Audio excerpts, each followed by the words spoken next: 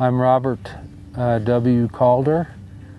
We are on Breese Hill at the Hopemore Mine in the East District of the Leadville Historic Mining District. I grew up in Colorado Springs, and I always kind of had an interest in mining. I had tried to get a job, I think I was like 19 years old, down in the Telluride Mining District, which was of Colorado, which was still operating back then. And we had tried to wrestle a job, and finally the guy just didn't have any entry-level jobs. And so we took off and headed towards this area up here, and we knew Climax was operating. And Climax actually even paid more back then. So that was another good reason to get into mining. Inexperienced, I could make quite a bit of money. I started out working at the Climax mine underground. Climax was very large at the time. It was a very big operation. Underground tunnels were generally about 8 by 8 in dimension, but it was still a very large mine. Through the years I worked up there, and I tell people I was actually pretty fortunate, because back in those days there was a lot of guys that were 20, 30 years my senior, and they knew a lot about mining. They had been in the mining industry for years and experienced a lot of things, so I was fortunate to learn a lot of the mining techniques from them that are that I've never been able to pass on, because mining has just died off. Timbering, running jackleg drills, running big column liner drills, they were called. Even back then the column liner drills were kind of outdating, but different types of rail mucking equipment, all different types of equipment, rubber tired equipment even. So my first jobs were actually working doing repairs in caving in areas, and then I got into preparatory mining crews where we just would mine to open up for production areas. And then at the end I worked my last year up there as what was called a hang-up timberman. And again, a lot of experience I had at that point I had learned from the older guys.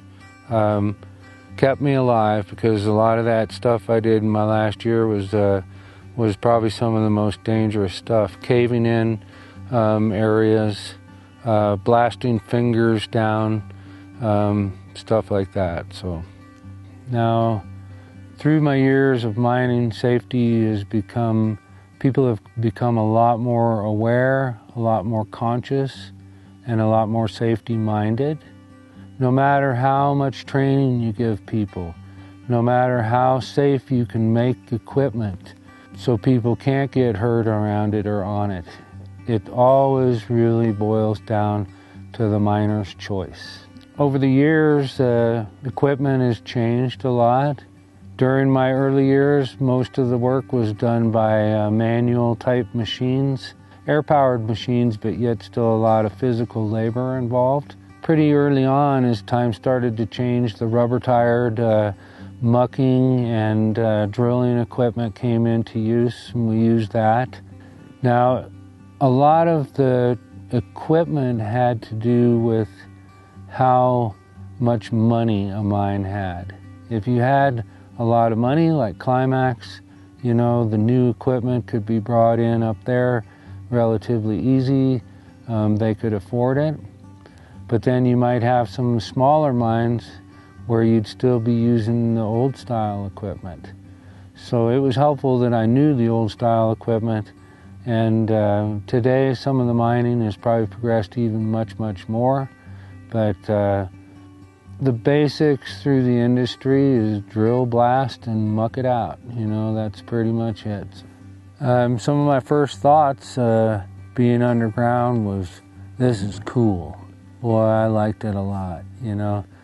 I had, of course, always had somewhat of a fascination with mining. I had done some spelunking in my teen years growing up in Colorado Springs, but this was cool, I thought. You know, there was electric-powered trolley locomotives. You know, I always loved model railroading, so this was like almost a life-size model railroad. You know, just being underground, I was thrilled by it.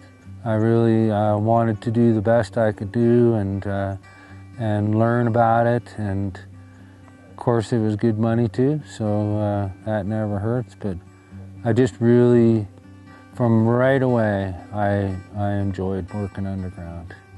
One of the best things I probably like about mining was the camaraderie between the miners. A lot of good people. You know, it was just, it's cooler underground, but you don't sweat in a lot of places unless you're working deeper levels. You know, you're in an area where you can kind of keep track of everything. Not a lot of outside things happening. You're just there working. You know, you might have heard it before, but a lot of miners will tell you it's pretty simple. It just gets in your blood. You know, there's no way else to describe it. So